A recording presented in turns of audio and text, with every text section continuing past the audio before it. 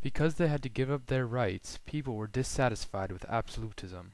There were many aspects to the rise of absolutism, among them being the disorder, anarchy, and chaos that ensued. People yearned for peace. The Spanish, French, English, and Austrian rulers exploited this.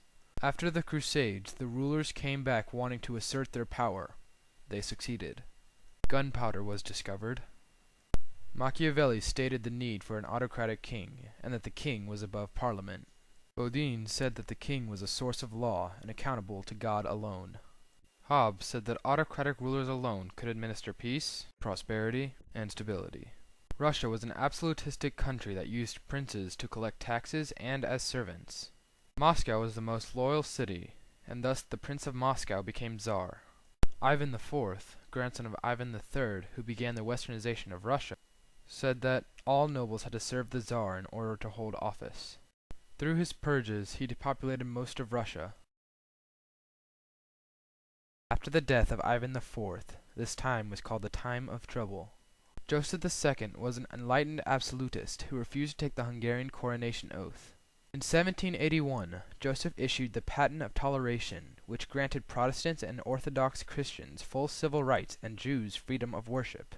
Joseph II decreed that German take Latin's place as the empire's official language. He granted peasants freedom to leave their holdings, to marry, and to give trades to their children. He began a survey in preparation for the imposition of a general land tax. This angered the nobles and clergy. The peasants were dissatisfied with taxes, conscription, and requisitions of supplies. They wanted to speak their own language. Joseph II later led an expensive, ill-fated campaign against the Turks that devastatingly weakened his empire. 3 weeks before his death, he revoked all his reforms, excluding a few.